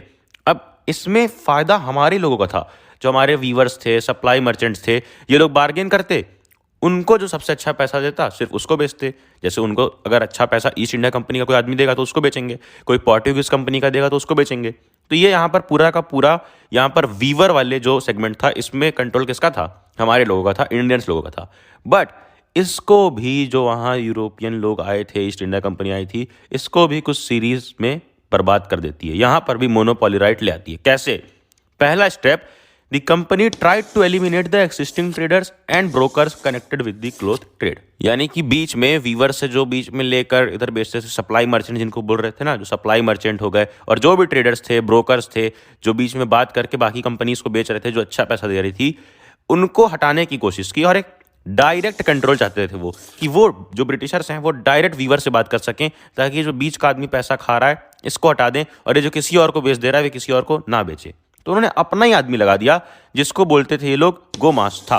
याद रखना, इंपॉर्टेंट टर्म है गोमास्ता। अगर क्वेश्चन आता है कि हु वॉज गोमास्थाज या हु वॉज गोमास्ता, तो it was an appointed paid servant by the East India Company to supervise weavers, collect supplies and examine the quality of cloth. कि वो पेड सर्वेंट था, कौन अपॉइंट किया था? ईस्ट इंडिया कंपनी ने। और वो करता क्या था? वीवर्स को सुपरवाइज करता था, देखता था कि सही से काम हो रहा है कि नहीं, सप्लाई लेता था उनसे और क्वालिटी भी चेक करता था क्लॉथ की। तो ये था पहला स्टेप, कि बीच का जो आदमी था, जिसको ब्रोकर बोलो या फिर सप्लाई मर्चेंट बोलो, जो इंडियन आदमी काम कर रहे थे, जो अपने इंडियन लोगों का फायदा देखते थे, अच्छे प्रॉफिट पे बेचते थे, उसको हटा दिया और अपना आदमी रख दिया। मोनोपोली कैसे क्रिएट कर रहे हैं कि सिर्फ मेरे ही लोग काम करेंगे तो मेरे ही लिए काम करेंगे। जब उनका आदमी काम करेगा तो वो डच या पोर्टुगीज लोगों को नहीं बेच सकता। और इसी बात को अंग्रेजी में लिख दो तो बन जाएगा दूसरा पॉइंट, कि it prevented company weavers from dealing with other buyers. कि जो अलग लोग और खरीदना चाहते भी थे, वो उन्हें अब डील नहीं करने दे रहा था, वीवर्स को डील नहीं करने दे रहा था, क्योंकि सारा का सारा ऑर्डर किसके द्वारा प्लेस होगा? गोमास्थास के द्वारा। ये कैसे किया? गोमास्थास भी दिमाग लगाते थे। जो गोमास्थास थे सिर्फ वही ऑर्डर लेंगे, ये इंडियन लोग जान चुके थे। अब इंडियन लोग का फायदा कैसे होगा? कि वो ज़्यादा से ज़्यादा प्रोड्यूस करें और ज़्यादा से ज़्यादा किससे दें? अपना क्लॉथ गोमास्थास को दें और ज़्यादा ज़्यादा पैसा लें। अब उसके लिए ज़्यादा प्रोडक्शन करने के लिए ज़्यादा रॉ मटेरियल चाहिए। अरे भाई, ज़्यादा कपड़ा बनाना है अगर किसी को, तो उसके लिए ज़्यादा रॉ कॉटन चाहिए। तुम्हें ज़्यादा अगर मैगी बनानी है, ढेर सारे लोगों के लिए बनानी है, तो उसके लिए तुम्हें कच्ची मैगी खरीदनी होगी ना। तो इन्हें भी कच्चा कॉटन खरीदना पड़ेगा, तभी ये कपड़ा बना पाएंगे। अब वो कच्चा कॉटन अगर ढेर सारा खरीदना है, उसके लिए ये लोन्स ले लेते थे। किससे? ये गोमास्थास से ही, ईस्ट इंडिया कंपनी से ही लोन्स ले लेते थे। और अगर एक बार लोन ले लिया तब तो फिर उन्हें काम करना ही पड़ेगा। और यही है तीसरा पॉइंट, कि now those who took loans had to hand over the cloth they produced to gomasthas, they could not take it to any other trader. क्योंकि जब लोन ईस्ट इंडिया कंपनी से लिया है, तो अब वो कहाँ देना पड़ेगा उन्हें? क्लॉथ भी बनाकर सिर्फ और सिर्फ गोमास्ता को, जो किसका चमचा था, किसका चेहरा लगाया हुआ था? ईस्ट इंडिया कंपनी का। वो किसी और ट्रेडर को नहीं दे सकते। तो ये था 3 पॉइंट कि कैसे सब क्या सीरीज और स्टेप। पहला स्टेप कि वो जो बीच का आदमी था उसको हटा दिया, किसको? सप्लाई मर्चेंट को, और अपना आदमी ला दिया गोमास्ता। दूसरा कि किसी और से अब डील नहीं कर पा रहे थे, it prevented company weavers from dealing with other buyers. और तीसरा पॉइंट रहेगा तुम्हारा कि अब जब लोन ले लिया है तो सारा प्रोडक्शन गोमास्ता को देना पड़ेगा, किसी और को नहीं दे सकते। तो अब ये सब के चक्कर में हुआ क्या? क्या ये प्रोसेस जो मैं बता रहा हूँ तुम्हें 3 पॉइंट में, ये बिल्कुल सिंपली, बिल्कुल स्मूथली चलता गया? कुछ नहीं हुआ। नहीं, ये बिल्कुल स्मूथली सिंपली नहीं गया। देखो क्या हुआ। पहला पॉइंट कि जो अब ये लोन आ गया तो डिमांड बढ़ गई। अब डिमांड बढ़ गई तो सबको काम करना पड़ा। तो जिनके पास कुछ स्मॉल प्लॉट्स भी थे, ज़मीन भी थी, वो सब कल्टीवेशन वेशन करने के लिए जो पहले रखा भी हुआ था, वो सबको लीज आउट कर दिया, वो सबको हटा दिया और सारा टाइम अपना वीविंग पे लगा दिया। पूरी पूरी फैमिली वीविंग करने लग गई। दूसरा कि कई विलेजेस से खबर आती थी कि वीवर्स और गुमास्तास के बीच लड़ाई झगड़े होने लग गए, दंगा फसाद होने लग गया। कैसे? क्यों? क्योंकि यार गुमास्तास तो ब्रिटिश का आदमी है, वो बिल्कुल भी उन्हें अच्छे से ट्रीट नहीं करता था, वो बिल्कुल भी उन्हें अच्छी तरीके से हॉस्पिटैलिटी से बात नहीं करता था, बिल्कुल एम्प्लॉय की तरीके ट्रीट करता था, नौकर की तरीके ट्रीट करता था। और तीसरा, the weavers lost their place to bargain for prices and sell to different buyers. क्योंकि अब कैसे बार्गेन करेंगे? जो गुमास्ता ने फिक्स कर दिया, ईस्ट इंडिया कंपनी का जो रूल होगा वही गुमास्ता मांगेगा, वही इनको देना पड़ेगा। और कई प्लेसेस में जो वीवर्स थे उन्होंने अपना गांव ही छोड़ दिया और वो बाहर निकल गए कई अलग विलेजेस में, जहां वो अपना खुद का लूम यानी कि अपनी खुद का ऐसा पूरा प्रोडक्शन शुरू कर पाएँ, अपना खुद का प्रोडक्शन चालू कर पाएँ, ये गुमास्ता वाले चक्कर से हट जाएं। और कई बार ऐसा देखा गया कि कई व्यूअर्स ने लोन ही रिफ्यूज़ कर दिया, अपनी दुकान ही बंद कर दी और वापस एग्रीकल्चर काम पर चले गए। देन 19th सेंचुरी आते आते एक और नई प्रॉब्लम शुरू हो गई व्यूअर्स के सामने। प्रॉब्लम खत्म होने का नाम ही नहीं ले रही है, जैसे कि हो जेठालाल की किस्मत। क्या होता है? Manchester comes to India. अब जितने भी फुटबॉल लवर्स हैं वो सब जानते होंगे कि मैनचेस्टर यूनाइटेड एक क्लब है फुटबॉल का जिससे क्रिस्टियानो रोनाल्डो पहले खेला करते थे। अब वो सऊदी अरेबिया में चले गए, मूव ऑन करके। तो मैनचेस्टर क्या है? एक सिटी है, ठीक है। तो मैनचेस्टर कम्स टू इंडिया, इसका क्या मतलब है? देखो, अभी तक तो जो भी हो रहा है, वीवर्स पे अत्याचार हो रहा है या जो हो रहा है, लेकिन उन्हें खाने को तो मिल जा रहा है किसी भी तरह, क्योंकि जो प्रोडक्शन का कॉस्ट है, सब कुछ है, वो किसको मिल रहा है? इंडियन लोगों को, इंडियन वीवर्स को। लेकिन अब मैनचेस्टर कम्स टू इंडिया का मतलब है, मैनचेस्टर कौन है? एक इंग्लैंड की सिटी है, इंग्लैंड लोग हैं, इंग्लिश लोग हैं, यानी कि ईस्ट इंडिया कंपनी के लोग हैं। अब वो लोग भी घुस रहे हैं इसमें। तो इसमें होता क्या है? सबसे पहले देखो कि 1772 में, यानी कि ये सब के बहुत पहले, मैनचेस्टर आने के बहुत पहले, हेनरी पोर्टलो एक कंपनी ऑफिशियल था, उसने ये चीज़ बोल दी थी कि the demand for Indian textiles could never reduce since no other nation produce goods of the same quality. कि इंडियन टेक्सटाइल की डिमांड कभी कम नहीं होगी, क्योंकि इतनी अच्छी क्वालिटी का प्रोडक्शन, इतनी अच्छी क्वालिटी के सामान कोई और नेशन नहीं बनाता है। बट फिर ऐसा हुआ क्या 19th सेंचुरी आते आते कि ये बिल्कुल भी ये पूरा का पूरा खेल पलट गया। देखो, जब मैनचेस्टर आता है, यानी कि इंग्लैंड के लोग आते हैं, तो वो कई चीज़ें करते हैं। सबसे पहला कि वो प्रेशर लगाते हैं, गवर्नमेंट को प्रेशराइज करते हैं कि इंपोर्ट ड्यूटीज़ लगा दे। क्या लगा दे? इंपोर्ट ड्यूटीज़ लगा दे कॉटन टेक्सटाइल पे, कि ब्रिटेन के अंदर सिर्फ मैनचेस्टर के गुड्स ही सेल हों। देखो, अभी तक क्या हो रहा था कि इंडिया में हो रहा था सब कुछ प्रोडक्शन, और इंडिया से एक्सपोर्ट करके सारा सामान ब्रिटेन में जा रहा था, इंग्लैंड में जा रहा था।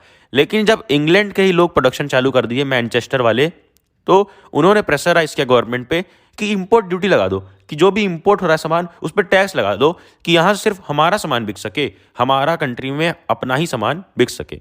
अब मस्त प्लान है। अब इंडस्ट्रियलिस्ट ने क्या किया? इंडस्ट्रियलिस्ट ने भी बोला, ईस्ट इंडिया कंपनी को बोला कि ब्रिटिश मैन्युफैक्चर को इंडियन मार्केट में सेल करवाओ। दूसरा पॉइंट क्या है कि ब्रिटिश लोग जो बना रहे हैं, हम मैनचेस्टर वाले जो चीज़ प्रोड्यूस कर रहे हैं, उसको इंडियन मार्केट में सेल करवाओ। लेकिन इंडिया तो पहले से गरीब है, कहाँ से खरीदेगा? और export of British cotton good increase dramatically. तो ये दोनों चेंजेस करने के बाद, पहला कि इम्पोज ड्यूटी लगा दो, टैक्स लगा दो, और इंडिया में बेचना शुरू करो हमारा सामान, तो एक्सपोर्ट काफ़ी ज़्यादा चालू हो गया ब्रिटिश कॉटन गुड्स का। कहाँ पे? इंडिया में, और बाकी अलग अलग जगह पर। अब इससे कॉटन वीवर्स जो इंडिया में थे उनको तो प्रॉब्लम फेस करनी ही पड़ेगी। पहला कि उनका एक्सपोर्ट मार्केट बिल्कुल कोलैप्स कर गया। Their export market collapse and local market shrank. Export market बिल्कुल हट गया और जो लोकल मार्केट था वो श्रैंक हो गया। क्यों? क्योंकि अब मैनचेस्टर के गुड्स जो थे पूरा भर गए थे, जो इंग्लैंड में प्रोड्यूस हो रहा था सामान वो पूरा भर चुका था, यहाँ पर आ चुका था। और लोग ऐसा क्यों कर रहे थे कि वहाँ का सामान ले रहे थे? क्योंकि यार, दूसरा पॉइंट ये है कि produced by machines at lower cost the imported cotton goods from Manchester were so cheap. वो बहुत सस्ता था, तो इससे compete वीवर्स कर ही नहीं सकते थे। थर्ड पॉइंट लिख सकते हो, that weavers could not easily compete with the goods that imported from, कहाँ से? मैनचेस्टर से। अब ये सारी प्रॉब्लम बहुत ज़्यादा हो रही थी। अब ये सब प्रॉब्लम का एक और रीज़न था कि इंडियन वीवर्स को अच्छी क्वालिटी का कॉटन, रॉ कॉटन नहीं मिल पा रहा था। दे could not gate sufficient supply of raw cotton of good quality.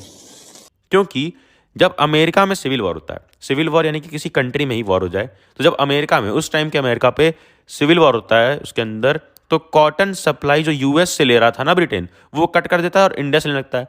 तो जब इंडिया का सारा रॉ कॉटन ब्रिटेन ही लेके चला जाएगा, तो इंडिया वाले अच्छी क्वालिटी का कॉटन जब बचेगा ही नहीं तो बनाएंगे क्या।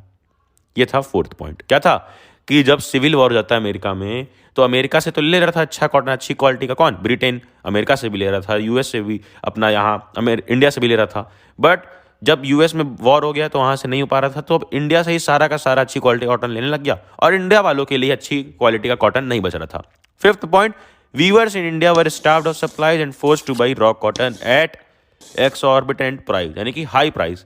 कि जब वीवर्स थे इंडिया के, ये बिल्कुल सप्लाई नहीं मिल पा रही थी इन्हें और इन्हें मजबूरन बहुत ज़्यादा पैसों पे रॉ कॉटन खरीदना पड़ रहा था।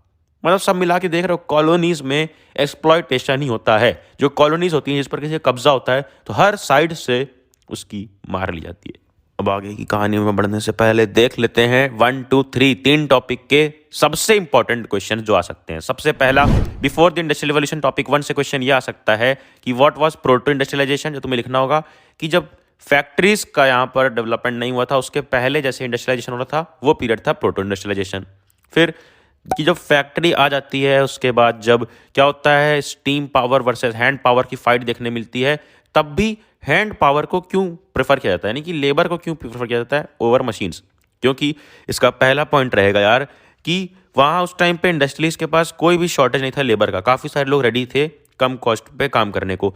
दूसरा कि कई सारी इंडस्ट्रीज में सीजनल काम होता था और सीजनल काम में मशीन रखेंगे पूरे साल, महंगा खर्च करने की कोई ज़रूरत नहीं। जब काम हो लेबर को रखा, जब काम नहीं तो लात मार के भगा दिया। तीसरा पॉइंट कि कई प्रोडक्ट थे जो हैंड से ही प्रोड्यूस हो पाते थे और जो अपर क्लास था, जो एरिस्टोक्रेट्स थे, उनको हैंड प्रोड्यूस्ड गुड्स ही पसंद थे। तीसरा आंसर आएगा कि स्पिनिंग जेनी क्या था। स्पिनिंग जेनी पूरा लिख देना, किसने बनाया था? जेम्स हारग्रीव्स ने 1764 में। पूरा डिटेल आंसर डिस्क्रिप्शन में एक पीडीएफ है वर्कशीट नाम का, वहां पर मिल जाएगा। अब तीसरा क्वेश्चन जो एक इंपॉर्टेंट क्वेश्चन हो सकता है कि कैसे यूरोपियन पावर्स जो थी जब वो आ जाती हैं पूरा कंट्रोल अपना ले लेती हैं, तो इंडियन वीवर्स पर क्या क्या होता है। तो इसमें पहला पॉइंट लिख देना कि एक्सपोर्ट मार्केट कोलैप्स हो चुका था क्योंकि इंपोर्ट ड्यूटीज लग चुकी थी इंग्लैंड में, तो एक्सपोर्ट कर नहीं पा रहे थे। दूसरा, लोकल मार्केट भी बिल्कुल खराब हो गया था, लोकल लोग भी नहीं खरीद रहे थे क्योंकि मैनचेस्टर से जो कपड़ा आया था वो काफ़ी सस्ता था। और तीसरा कि उनके पास रॉ कॉटन की भी सप्लाई नहीं बची हुई थी, रॉ कॉटन तक नहीं था क्योंकि रॉ कॉटन सारा वही लोग ले ले रहे थे अच्छा कपड़ा बनाने के लिए। लेकिन जब अमेरिका में सिविल वॉर होता है तो क्या होता है, और हालत खराब जाती है क्योंकि अमेरिका से भी नहीं ले पा रहे थे वो लोग रॉ कॉटन, तो सारा का सारा रॉ कॉटन उठा के ले गया किसका? इंडिया का। और इंडियन मजबूर हो गए अपना ही रॉ कॉटन बहुत ज़्यादा हैवी प्राइस पे खरीदने को। और आखिरी पॉइंट कि 19वीं सेंचुरी तक फैक्ट्रीज आना शुरू हो गई जिसके वजह से मशीन मेड गुड्स इंडिया में और फैल गए और बहुत ज़्यादा प्रॉब्लम खड़ी हो गई वीवर्स को जो हाथ से प्रोड्यूस कर रहे थे। यही हमें देखना है अगले टॉपिक 4 में, जिसका नाम क्या है? टॉपिक 4 का नाम फैक्ट्रीज कम अप। जब इंडिया में खुद ही फैक्ट्रीज आने लग गई तब वीवर्स का और बुरा हाल हो गया। और देखते हैं सबसे पहली फैक्ट्रीज कहाँ कहाँ पर आई थी, जो इंपॉर्टेंट भी है डेट्स देखो। First cotton mill in Bombay came up in 1854। Bombay 54 क्या आया 54 में? बॉम्बे में फर्स्ट कॉटन मिल आई। और कौन ये सब कर रहा था? ये ऑफकोर्स इंडियंस के पास इतना पैसा नहीं था, ये सारी factories obviously East India company ही स्टैब्लिश कर रही थी। उसी टाइम पर जूट मिल आ गया कहाँ पे? बंगाल में 1855 में। फिर नॉर्थ इंडिया में एल्गिन मिल आया कानपुर में 1860s में। Elgin mill was started in north India Kanpur. फिर 1874 तक पहला स्पिनिंग और वीविंग मिल आ जाता है मद्रास में, जहां प्रोडक्शन चालू हो जाता है। ये इंपॉर्टेंट डेट है कि by 1874 the first spinning and weaving mill of Madras began production चालू कर देता है। अब ये सब कुछ तो हो रहा है, ये इंडस्ट्रीज तो सेटअप हो रही हैं, बट पैसा कहाँ से आ रहा है, कौन वर्क करने आ रहा है, कौन सेटअप कर रहा है, ये सब देखते हैं। दी अर्ली एंटरप्रेन्योर्स यानी कि जो बिजनेस वगैरह स्टैब्लिश करते हैं, बिजनेस वगैरह रन करते हैं। तो अब जो सबसे पहले टाइम पे कौन थे एंटरप्रेन्योर्स यहाँ पर? यहाँ इंडिया में अगर सबसे पहले टाइम पे एंटरप्रेन्योर देखे जाएं तो वो उस टाइम के होंगे जब चाइना से ट्रेड हो रहा था, जब ब्रिटेन था। याद है मैंने ग्लोबल वर्ल्ड वाले चैप्टर में समझाया था पूरा एनिमेटेड तरीके से कि कैसे ओपियम का ट्रेड कर रहे थे और चाय का ट्रेड कर रहे थे चाइनीज के साथ मिलके और ब्रिटेन के साथ मिलके। कौन? हम इंडियंस। लेकिन इंडियंस उस टाइम पर भी कंट्रोल किसका था? ब्रिटेन का ही था। तो अब उस पूरे ट्रेड में कई कई लोग अपना हाथ आजमाते थे, जैसे कि बंगाल के द्वारकानाथ टैगोर जी क्या करते थे, चाइना ट्रेड करते थे। और उसके बाद उन्होंने क्या कर लिया, उन्होंने अपने 6 जॉइंट स्टॉक कंपनीज खोली 1830 से 1840 के बीच। फिर बॉम्बे के पारसीज जैसे कि दिनशॉ पेटिट एंड जमशेद जी नैसुरवंजी टाटा, ये लोग क्या करते थे, ये लोग ने काफ़ी अच्छी इंडस्ट्रियल एम्पायर्स लगाए इंडिया में और कई सारी वेल्थ ली। कैसे? चाइना को एक्सपोर्ट करके इंडस्ट्रीज लगाई, सामान लगाया और चाइना को एक्सपोर्ट किया, जैसे कि रॉ कॉटन भी एक्सपोर्ट किया इंग्लैंड को, ये सबसे पैसे कमाए। और सेठ हुकुमचंद, ये काफ़ी इंपॉर्टेंट है, सेठ हुकुमचंद एक मरवारी बिजनेसमैन थे जो पहला इंडियन जूट मिल लाते हैं कलकत्ता में 1917 में और काफ़ी बढ़िया पैसा छापते हैं चाइना के साथ ट्रेड करके। और यही सेम काम करते हैं जीडी बिरला, जो आज के नाम पे काफ़ी फेमस नाम है। जीडी बिरला के फादर और ग्रैंडफादर भी उस टाइम पे, तो उस टाइम से पूरा फैमिली बैकग्राउंड था जीडी बिरला जी का। तो ये इमेजेस दी हुई हैं, जमशेद जी से बॉय ये हैं, द्वारकानाथ टैगोर जी ये हैं, और यहाँ पर कुछ लोग बैठे हुए हैं, JN टाटा, आर टाटा और sir RJ Tata, DJ Tata, सबके सब बैठे हैं। ये सारी इमेजेस है। अब आगे हमें ये देखना है कि कैसे सारा का सारा काम हो रहा था। कैपिटल कहाँ से आता था, यानी कि पैसा कहाँ से आता था, ये ट्रेड नेटवर्क से आता था, जो ट्रेड ये लोग कर रहे हैं चाइना से और ईस्ट इंडिया कंपनी को कॉटन सेल करके उस टाइम पर। बट उसके बाद धीरे धीरे क्या होने लग गया, ब्रिटिशर्स ने मना कर दिया कि अब वो मैन्युफैक्चर्ड गुड ट्रेड नहीं कर सकते हैं, वो सिर्फ रॉ मटेरियल एक्सपोर्ट करेंगे, सिर्फ और सिर्फ रॉ मटेरियल और फूड ग्रेन्स जो वो चाहेंगे, वो जैसे कॉटन, ओपियम, वीट, इंडिगो, जो ब्रिटिश की रिक्वायरमेंट थी सिर्फ वो एक्सपोर्ट करेंगे ब्रिटेन में और ईस्ट इंडिया कंपनी को ही ट्रेड करने देंगे। और अब देखते हैं कि इसमें काम कौन करने आ रहा है, वर्कर कहाँ से आ रहे थे काम करने के लिए ये सारी फैक्ट्रीज में। तो पहला कि आसपास के डिस्ट्रिक्ट से आ जाते थे, कहाँ से, आसपास के डिस्ट्रिक्ट से। Industrial regions workers came from the districts around, आसपास के डिस्ट्रिक्ट से, विलेजेस से आ जाते थे काम के सर्च में। और दूसरा, who found no work in the village went to the industrial centre in search of work, जिनको कुछ काम नहीं मिलता था विलेज में वो भी चले जाते थे अगले विलेज में, अगले डिस्ट्रिक्ट में जहां पर भी फैक्ट्री सेटअप होती थी। तीसरा, most often mill workers moved between village and city returning their villages homes during harvest and festival, कि जब खेती करनी है, कटाई करनी है, हार्वेस्टिंग का पीरियड है, तब वापस आते थे या फिर फेस्टिवल पे। बाकी टाइम माइग्रेट हो जाते थे किधर, जहाँ पर मिल्स का सेटअप है, जहाँ पर फैक्ट्रीज का सेटअप है। और कई जगह पर जैसे जो यूनाइटेड प्रोविंसेस था उस टाइम का, उस टाइम पर जो टेक्सटाइल मिल था बॉम्बे का, कलकत्ता का, वहाँ तक लोग जाते थे, मतलब कि इतना लंबा भी ट्रैवल करते थे लोग काम के सर्च में। यूनाइटेड प्रोविंस यानी कि ये जो पूरा नॉर्थ सेंटर इंडिया था। फिर फिफ्थ पॉइंट कि कई बार जो जॉबर था वो सिर्फ और सिर्फ अपने ट्रस्टेड लोगों को काम देता था, अपने पहचान के लोगों को। एक सेकंड, ये जॉबर कौन है ये सुन लो, ये भी इंपॉर्टेंट है। जैसे उस टाइम पे हम लोगों ने देखा कि ब्रिटिश लोगों ने लगाया था गोमास्ताज यानी कि जो उनका आदमी था जो काम दे रहा था लोगों को, तो इस टाइम पे फैक्ट्रीज में काम करने के लिए लगा दिया इन्होंने जॉबर। ये देखो ऐसा एक इमेज दिया हुआ है। जॉबर कौन था, जो सारा का सारा रिक्रूटमेंट करता था। रिक्रूटमेंट यानी कि लोगों को नौकरी देता था, किस काम के लिए, इंडस्ट्रीज में, फैक्ट्रीज में काम करने के लिए। तो ये करता क्या था, ये सिर्फ और सिर्फ अपने पुराने और ट्रस्टेड वर्कर को काम देता था। फिर ये अपने ही विलेज से लोगों को लाता था जिनकी जान पहचान है और उनको जॉब देता था, उनको मदद करता था कि उनकी सिटी में आए, पैसा देता था। लेकिन जो जॉबर था इसके पास पावर आ गई तो ये उनको नहीं हेल्प करता था जो बिल्कुल नए लोग हैं। तो कई लोग माइग्रेट तो कर रहे थे बट सबको जॉब नहीं मिल रही थी क्योंकि बीच में आ गया था एक नाम जॉबर। अब अगला टॉपिक आ जाता है, topic 5, the peculiarities of industrial growth. Peculiarities, ये क्या अंग्रेजी का शब्द है यार। पेक्यूलियरिटीज का मतलब होता है स्ट्रेंजनेस, यूनिकनेस। ऐसा क्या यूनिक था इस इंडस्ट्रियल ग्रोथ में, क्योंकि हमने देखा कि जो यूरोपियन एजेंसीज थी यार ये सब कुछ कंट्रोल कर रही थी। मेनली 3 एजेंसीज थी जो वर्ल्ड वॉर 1 तक काफ़ी ज़्यादा फेमस थी, जिसका पहला नाम था Bird Heilgers and company, Andrew Yule and Jardine Skinners and company. ये 3 एजेंसीज थी जिनका नाम तुम्हें बिल्कुल भी याद नहीं करना है। ये 3 सबसे ज़्यादा कंट्रोल कर रही थी पैसों को, क्योंकि इंडियंस जो अमीर थे, जो एंटरप्रेन्योर्स उस टाइम के, जैसे मैंने बताया द्वारकानाथ टैगोर जी, चाहे वो RJ टाटा हो, RD टाटा हो, जमशेद जी, JJ बॉय, ये सब पैसा तो उन्हें दे रहे थे, अपना पैसा दे रहे थे, बट उस पैसे को कहाँ इन्वेस्ट करना है, कैसे मैनेज करना है, ये सब कुछ वो यूरोपियन एजेंसीज करती थी। इंडियंस का उसमें कोई भी डिसीजन मेकिंग नहीं होता था। तो यहाँ पर इंडियन बिजनेसमैन ने थोड़ा दिमाग लगाना शुरू किया क्या किया सारे के सारे बिजनेसमैन लोगों ने? उन्होंने कुछ ऐसा प्रोडक्ट सोचा जो मैनचेस्टर वाले ना ला रहे हो, क्योंकि मैनचेस्टर वाले तो अपना कपड़ा बना के ला रहे हैं, क्लॉथ ला रहे हैं जो सस्ता पड़ रहा है, तो इंडिया में भी लोग मैनचेस्टर का ही खरीद रहे हैं। इन्होंने क्या किया, इन्होंने धागा बनाना शुरू कर दिया, यार्न, YARN। तुमने साइंस में पढ़ा होगा क्लास 7-8 में। यार्न यानी कि जो धागे होते हैं जिससे कपड़ा बनता है, वही बनाना शुरू कर दिया। और since yarn was not an important part of British imports into India, the early cotton mills in India produced coarse yarn rather than fabric। तो अब यार्न तो कोई ऐसा प्रोडक्ट था नहीं जो ब्रिटिश लोग इंपोर्ट कर रहे हैं इंडिया में ला रहे हैं। तो यहाँ की जो मिल्स थी, कॉटन मिल्स, इन्होंने कोर्स यार्न यानी कि जो रफ यार्न होता है वो बनाना शुरू कर दिया। दूसरा point, the yarn produced in India spinning mills was used by handloom viewers in India और एक्सपोर्टेड टू चाइना। वो इंडिया में यूज होता था या फिर चाइना में एक्सपोर्ट होता था, तो वहां से पैसे मिल गए। फिर तीसरा, जब स्वदेशी मूवमेंट आता है तो लोगों के बीच नेशनलिस्ट की फीलिंग आ जाती है कि हम अपने ही नेशन का प्रोड्यूस हुआ सामान यूज करेंगे। तो वहां पर उन्होंने ऐसी फीलिंग फैला दी कि nationalist mobilise people to boycott foreign cloth, कि फॉरेन क्लोथ का बॉयकॉट करो और हमारा यूज करो। यहां तक कि गवर्नमेंट पे प्रेशर डाला कि टैरिफ बढ़ाएं। टैरिफ यानी कि जो इंपोर्ट होकर कपड़ा मैनचेस्टर से आ रहा है उस पर ज़्यादा टैक्सेस लगें ताकि वो ज़्यादा महंगा हो और हमारे कपड़ों में थोड़ा सा कंसेशन दें, हमारे कपड़ों में टैरिफ या फिर टैक्सेस उतने ना लगाएं। Fourth point, Indian yarn to China declined since produce from Chinese and Japanese mills flooded the Chinese market.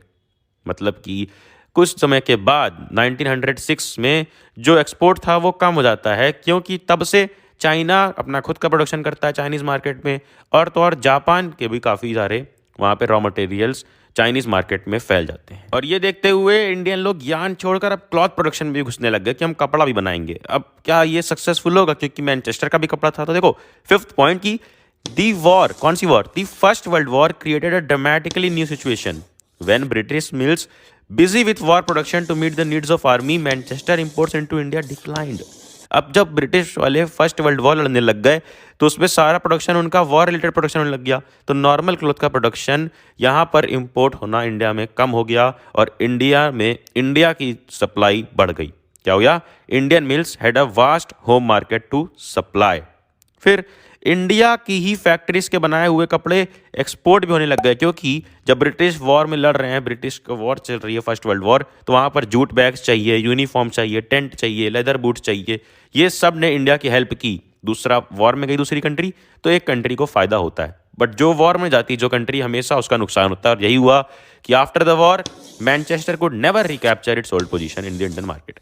कि मैनचेस्टर यानी कि इंग्लैंड की वो सिटी, ब्रिटिश अपायरमेंट, पूरा का पूरा ब्रिटेन वापस से वो अपनी पोजीशन नहीं ला पाता इंडियन मार्केट में, क्योंकि वॉर में काफ़ी ज़्यादा आगे जा चुका था इंडिया और काफ़ी पीछे ब्रिटेन। और इंडिया सिर्फ फैक्ट्रीज लेवल पे, बड़े लेवल पे नहीं, स्मॉल स्केल प्रोडक्शन भी काफ़ी ज़्यादा अच्छे से हो रहा था, क्योंकि जो इंडस्ट्रीज थी वो तो सिर्फ यार बड़े शहरों में जैसे बंगाल, बॉम्बे, यहाँ पर थे, लेकिन स्मॉल स्केल प्रोडक्शन छोटे लेवल पे कई जगह पे हो रहा था। और 20th सेंचुरी में तो हैंडलूम क्लॉथ प्रोडक्शन इतना बढ़ गया कि वो ऑलमोस्ट ट्रिपल हो गया 1900 और 1940s के बीच। यानी कि ये जो 20th सेंचुरी थी इसमें हैंडलूम प्रोडक्शन यानी कि हाथ से बनाया हुआ जो प्रोडक्शन था, जो कपड़ा था, वो काफ़ी ज़्यादा फैलने लग गया। अब ये कैसे हुआ? देखो इसका रीज़न ये है कि जो हाथ से बनाया हुआ कपड़ा होता था ना, उसमें जो भी लोग ये हैंडीक्राफ्ट से जो लोग ये बना रहे थे, इन्होंने थोड़ी सी नई टेक्नोलॉजी भी अडॉप्ट की, जो उनका ज़्यादा खर्च भी ना हो बट थोड़े कम पैसे में वो टेक्नोलॉजी आ जाए और उनकी मदद कर दे। जैसे कि फ्लाई शटल का यूज़ किया। अब अगर क्वेश्चन आएगा व्हाट वाज फ्लाई शटल, तो it is a mechanical device used for weaving के लिए यूज़ होता है, moved by means of ropes and police से मूव होता है। अब उसमें होता क्या है कि एक हॉरिजॉन्टल थ्रेड होगा, एक वर्टिकल थ्रेड होगा, दोनों आपस में मिलकर काम करेंगे। और फ्लाई शटर की मदद से काफ़ी ज़्यादा फास्ट काम हो गया था, काफ़ी ज़्यादा ईजी, और लेबर डिमांड भी कम हो गई थी। एक ही आदमी ज़्यादा काम कर पा रहा था आसानी से। ये इंडियंस ने अपना लिया क्योंकि ये मशीन आसान भी थी। और ये जितना भी प्रोडक्शन हो रहा है ना यार, ये दो ग्रुप के लिए। एक मान लो अमीर लोग हैं, तो अमीर लोग तो ऑफकोर्स हैंडक्राफ्ट पसंद करते हैं क्योंकि उसमें अलग अलग डिज़ाइन होती हैं, अलग अलग तरीके की चीज़ें होती हैं। जैसे कि जो बनारसी या फिर बलूचरी साड़ीज़ हैं, वो सारी साड़ीज़ गरीब लोग नहीं अफोर्ड कर सकते हैं, लेकिन अमीर लोग इसको हमेशा पहनेंगे, चाहे भूखमरी आ जाए गरीब लोग की, बट अमीर लोग हमेशा अफोर्ड कर सकते हैं। क्योंकि जो मिल्स में कपड़े बन रहे हैं यार, mills could not imitate specialised weaves. जो मिल्स में कपड़े बनते हैं फैक्ट्रीज में, वो एक पैटर्न पे हज़ारों कपड़े बनते हैं, उसमें कोई स्पेशल डिज़ाइनिंग नहीं होती है। लेकिन जो साड़ी हैं जिनकी कोई स्पेशल बॉर्डर है, फेमस लुंगीज़ है जिसपे हैंडकरचीव्स है मद्रास की, ये सब काफ़ी चीज़ें थी तो काफ़ी फेमस थी, जो अमीर लोग इंडिया के अफोर्ड करते थे। और इसके वजह से काफ़ी ज़्यादा स्मॉल स्केल प्रोडक्शन, जो हैंडलूम प्रोडक्शन है कि हाथ से प्रोडक्शन था, उसकी हेल्प भी मिल रही थी उन्हें। फिर अब जो तुम देख रहे हो ये स्टोरी की कैसे कैसे एक एक छोटे छोटे स्मॉल स्केल प्रोडक्शन भी हेल्प कर रहे हैं, किसमें? ओवरऑल इंडस्ट्रियलाइजेशन में। तो याद रखना, इंडस्ट्रियलाइजेशन सिर्फ फैक्ट्रीज नहीं थी जो मैंने शुरू में बताया, इंडस्ट्रियलाइजेशन में स्मॉल स्केल प्रोडक्शन का रोल हमेशा से रहा है। देन अगला और आखिरी टॉपिक, मार्केट फॉर गुड्स, यानी कि जो हमने बना दिया सामान उसको मार्केटाइज कैसे करेंगे, मार्केट में बेचेंगे कैसे। देखो पहले कुछ इमेज, ये इमेज दिख रही है, इसमें कृष्ण भगवान है। फिर देखो ये इमेज, इसमें भी इंडियन इमेज है, इंडियन राजा इसमें भी है। देन ये इमेज जिसमें विष्णु भगवान है। अब ये सारी इमेजेस तुम्हें देख के लग रहा होगा कि इमेजेस तो किसी इंडियन लोगों ने पब्लिश की है, बट नहीं, ये सब ब्रिटिश लोगों ने उस टाइम पर पब्लिश की थी। क्यों? क्योंकि हम इंडियंस को, जिनको वो सेल कर रहे हैं, उनको ऐसी फीलिंग दिखाने के लिए कि हम आपके कल्चर की बड़ी रिस्पेक्ट करते हैं, हम आपके गॉड्स की बड़ी रिस्पेक्ट करते हैं, और अगर आप हमारा प्रोडक्ट ले रहे हैं यानी कि आप एक गॉड से रिलेशन बना रहे हैं, यानी कि आप अपने गॉड को रिस्पेक्ट कर रहे हैं, ये भगवान का बनाया हुआ प्रोडक्ट है। ऐसी फीलिंग जगाने की कोशिश करते थे यार। देखो और तो और अपने कपड़ों पर देखो, ध्यान से देखो, यहाँ पर क्या लिखा हुआ रहता था कि मेड इन मैनचेस्टर। क्या? Made in Manchester. और कोई भी आदमी जब पढ़ता था कि ये मैनचेस्टर का बना हुआ कपड़ा है तो वो समझ जाता था कि वाओ, मैनचेस्टर का बना हुआ कपड़ा है तो इसकी क्वालिटी भी अच्छी होगी और ये अच्छे रेट पर भी मिल जाएगा, ठीक ठाक रेट पर भी मिल जाएगा। तो लोग कॉन्फिडेंट फील करते थे जब ये पढ़ते थे कि मेड इन मैनचेस्टर। जैसे अगर हम आज पढ़ते हैं कि मेड इन चाइना तो हमें लगता है बेकार यार, सस्ता सामान होगा, बकवास सामान होगा। लेकिन अगर आज हम ये पढ़ते हैं कि made in US, made in Japan या फिर ऐसा कुछ, तो हमें लगता है कि बहुत ज़्यादा एडवांस प्रोडक्ट और बहुत ज़्यादा अच्छा प्रोडक्ट होगा। अब ब्रिटिशर्स ने क्या क्या स्ट्रेटजी यूज की उसके लिए 3 पॉइंट देख लो। पहला point, images of Indian gods and goddess regularly appeared on these labels. Indian gods और गॉडेसेस की हमेशा से इमेजेस यूज करते आए वो, ताकि हम अपना एक कनेक्शन फील कर सकें, जैसे कि ये विष्णु भगवान की इमेज हो या फिर ये कृष्ण भगवान की इमेज। हिपोक्रेसी की भी सीमा होती है। दूसरा, unlike newspaper and magazines, calendars were used by people who could not read, so manufacturers started printing calendars.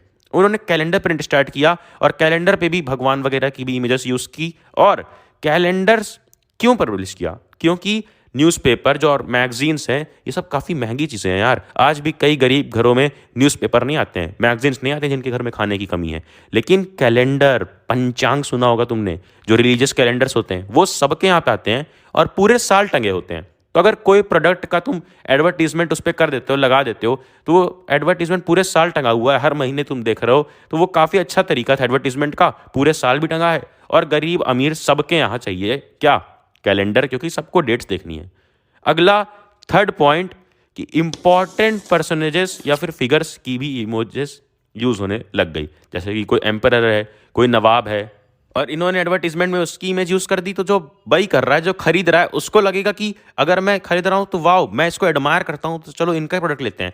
जैसे अगर कोई भी, जैसे यहाँ पर एक एग्जांपल दिया हुआ है, महाराजा रणजीत सिंह की इमेज यूज की गई है और ये इंग्लिश लोगों ने किया है, मैनचेस्टर के ही लेवल पर है। अब जो भी उससे रिलेट कर पा रहा है कि वाह, हमारे राजा महाराज रणजीत सिंह जी की फोटो है, तो वो जो भी उनके फैन है वो तुरंत उस प्रोडक्ट की तरफ एक बार जरूर देखते हैं, फिर देखते हैं कि यह प्रोडक्ट क्या है, कैसा है, लेना है नहीं लेना है। एडवर्टाइज, लोगों को अपनी तरफ दिखवाने के लिए एडवर्टीजमेंट किया जाता है। अब ये तो 3 चीजें थी, 3 पॉइंट्स थे किसके, ब्रिटिश लोग कैसे एडवर्टीजमेंट कर रहे थे। इंडियंस लोगों ने क्या अपनाया?